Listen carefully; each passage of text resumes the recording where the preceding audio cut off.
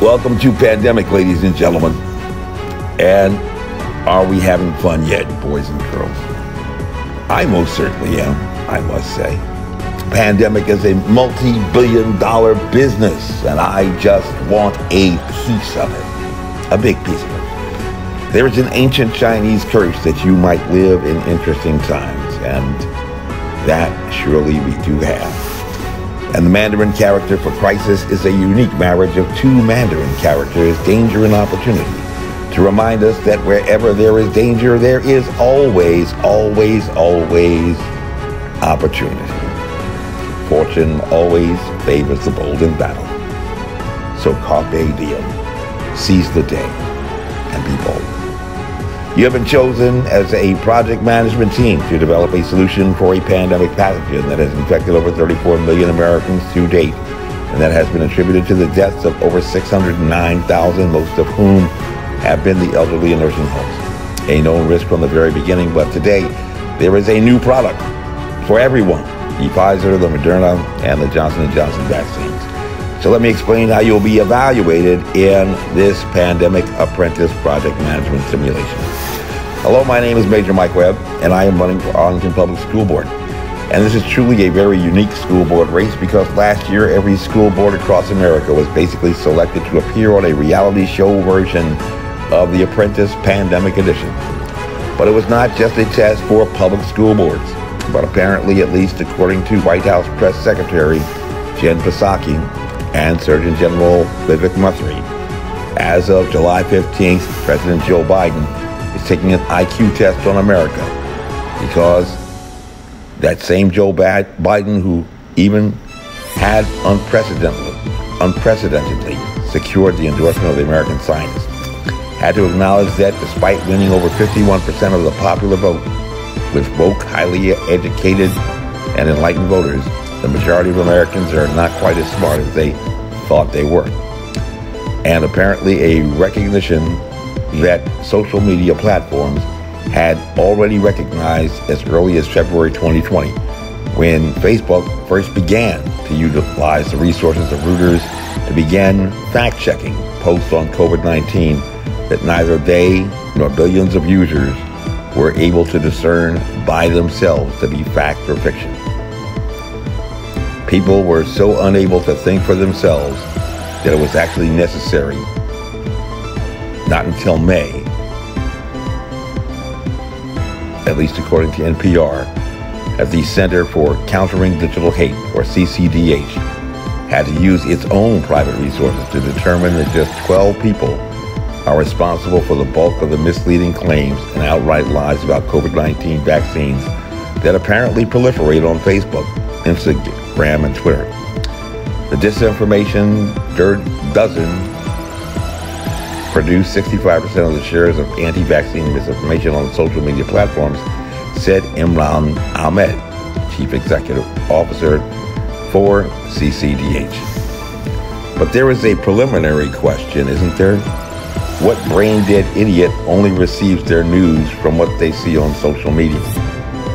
Don't most people, especially those who promote a healthy living style with a balanced diet, balanced life, enjoy a balance of news sources from which to derive their opinions and ideas, even if, as Pew Research Center has suggested, that most of our news as Americans is received in what they refer to as echo chambers, providing news content that does not so much inform as much as reinforce that which we already believe we know, dictated by partisan and ideological preferences. But that, of course, is not you because you look like an intelligent adult. So would an intelligent adult go up on Twitter or Facebook or Instagram for just 22 minutes for them to give them the world? Think about it. Think about it. Well, you can relax, at least a little, because according to the Pew Research Center surveys in July 2020, when as many as 66% of Republicans and 74% of Democrats were very, very confident that they understood the science, that even had the scientists telling the New York Times that they were still confused about the very first case of reported infection. arriving in Seattle. The only age cohort that relies almost exclusively on social media platforms to receive their news are those between the ages of, you got it, 18 and 29. Technically adults. Just graduated from high school, maybe college. But according to Joe Biden, they ain't really adults. And I have to say he may be right on all evidence. To fire. But what is interesting is that in the White House press conference, neither the Surgeon General nor the White House press secretary appeared to be aware or tell us that they were aware as the folks that they were dispatching resources, many resources to protect from medical information that might confuse them are Joe Biden's loyal millennial age voters and younger who run around with rainbow hair, tattoos all over their bodies, have nose rings like a bull, and who are still trying to figure out their sexual identity, not even knowing where to go to the bathroom. But of course, we can't just blame those kids, because somebody had to have failed to teach them before they reached the age of 18 to 29.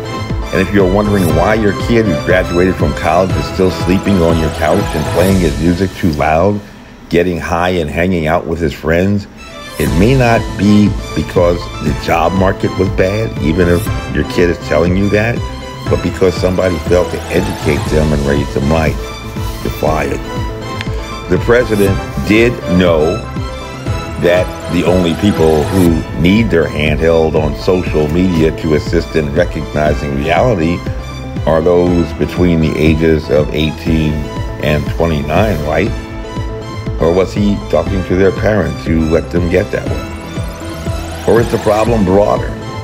In 2010, the National Institute for Occupational Safety and Health had actually tested non-medical grade substitutes with the very same diagnostic equipment that we use to rate the N95.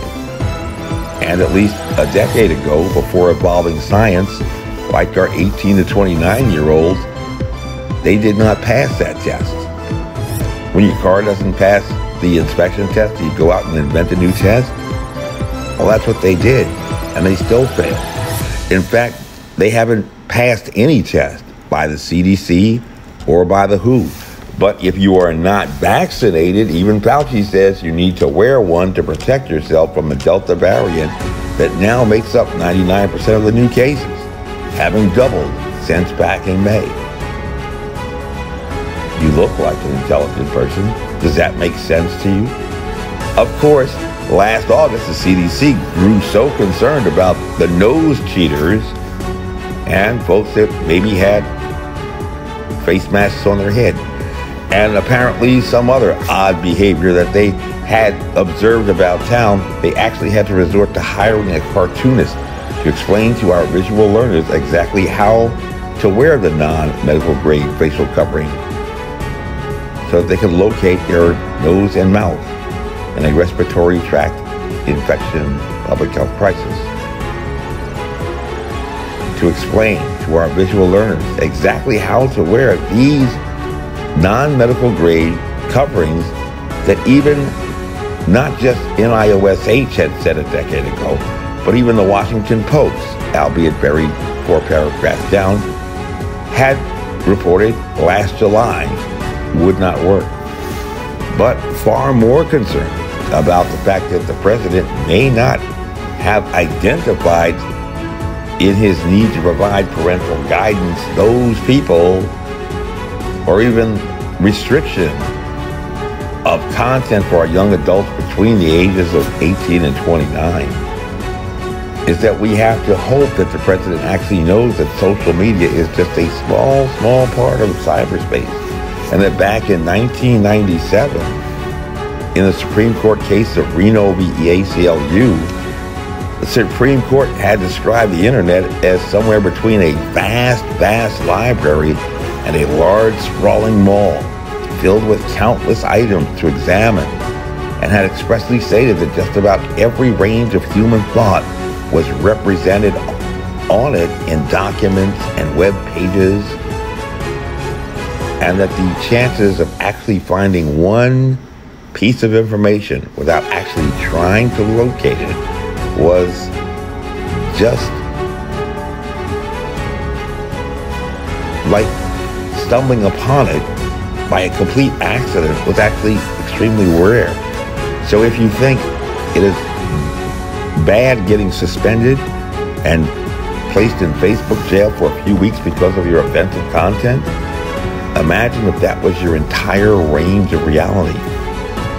You didn't go out anywhere besides Facebook. That is your world. I wonder how many of them spend the rest of their time in virtual romance and online dating and wonder why they're not getting laid. But a little more concerning even than the 18 to 29-year-olds who apparently need a chaperone to accompany them on every major life decision, perhaps even voting, is the Vaccine Adverse Event Reporting System, or VAERS. And we all trust the VAERS who even know about it.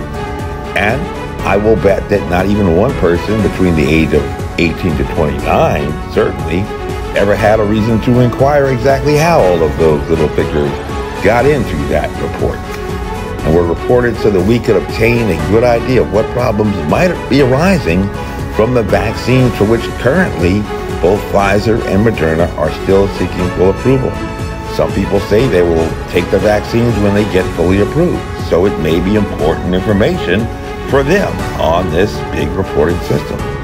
But let's just think about this intelligently, like adults, because we do reason-based policy analysis. Would you agree that it is important to have an approved vaccine from the FDA that demonstrates that the vaccines not only work at preventing infections and hospitalization and fatality, but are actually safe to use? You don't want to take something that's going to kill you to make you less prone to getting sick. That certainly sounds reasonable. As an intelligent adult, wouldn't you want the very best information available regarding any adverse events so that you could determine whether the vaccines or not were the right thing or not for your situation, balancing costs and benefits, risks and opportunities? So especially for those who have attended college and have even taken a prerequisite course in statistics so they could continue on in social science or business courses to study regression analysis and econometric models, would it make a huge difference to you if the data in the VAERS was reported from hospitals and doctors who actually have access to medical information and were able to provide an expert medical opinion on what they see, as opposed to maybe just anyone who felt like filling out a report as a volunteer? They might be just reporting things that never happened, like these 18 to 29-year-olds who don't even know reality from fantasy on Facebook, which may be too much time in Dungeons and Dragons. Perhaps after experiencing an adverse event like maybe death, or rushing a child to the hospital for something like myocarditis. What happens if you live alone and nobody knows that you died from the vaccine? The last thing on your mind is to go up to the internet, locate a PDF form, print it out, fill it out, place it in a stamped envelope, and send it to the CDC. Imagine having no online form that you could just fill in, hit a button, and send it away. All of this sounds like an awful lot of work, even if you didn't have an adverse event occur after being administered the vaccine. Who would want to go through all that work just for whatever? You're not getting paid. And then when you sat down to fill out that form, are you a doctor? Can you diagnose medical conditions? What exactly can you really put on that form that requests medical information be placed in tiny little blocks that only a doctor understands? More likely than not, whatever information on that type of reporting system would be highly suspect, one would think, and probably would tend to underestimate the dangers of taking the vaccine. But on the other hand, a less than ethical pharmaceutical developer would probably want exactly that type of test to make absolutely certain that there were absolutely no problems about getting approved. Well, you might want to sit down, because the same pharmaceutical companies that did not tell you that to use the emergency use authorization, COVID-19 would have to have been caused by a biological weapon of terror being deployed against targets of national security interest. The same pharmaceutical companies who had purposefully excluded pregnant women and persons with allergies so that there would be no problems obtaining approval under the emergency use authorization. And the same pharmaceutical companies that do not want you to get information about not taking the vaccine apparently have that totally volunteer reporting system by amateurs on the VA-ERS. It's actually not information being reported by doctors and hospitals in some big centralized system. But the good news is that there should not be any problems at all getting any vaccines approved under those conditions. You're fired. So maybe it's time for us to do a FOIA to the CDC.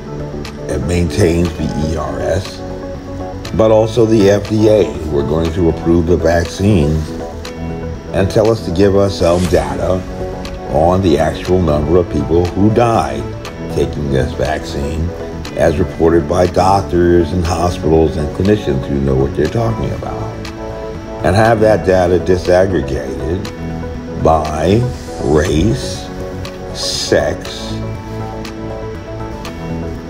economic status if possible, also obesity, since that tends to be a high factor presently, and age, because if I'm going to be compelled to take a vaccine, I would like to know if it would kill me. And you look like an intelligent person. You're fired. 95% of businesses fail. Give less than 5% chance of getting COVID-19. Are you a loser or are you a winner? This briefing is unclassified, as you were. My name is Major Mike Webb, and by God, I am running for Arlington Public School Board. Honest, as you were.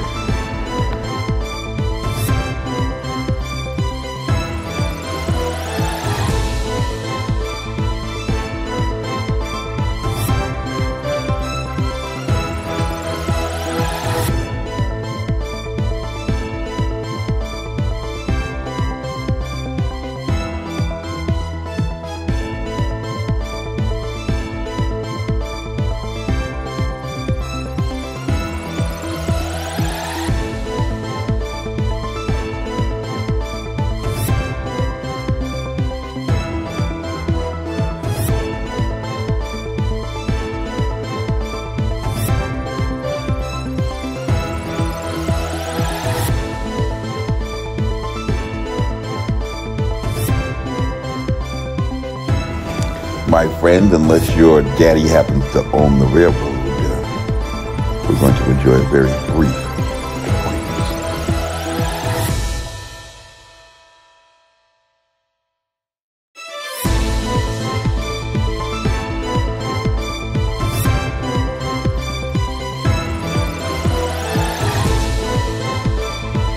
Hey, sugar, where's my coffee?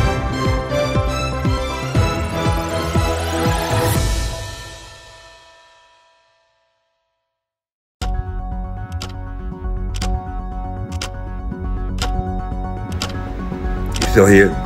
I told you, you're fired. Go away.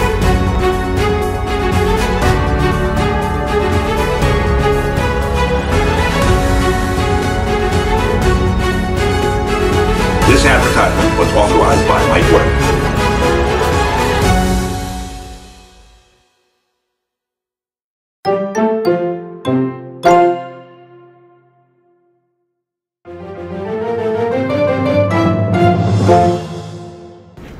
You're fired.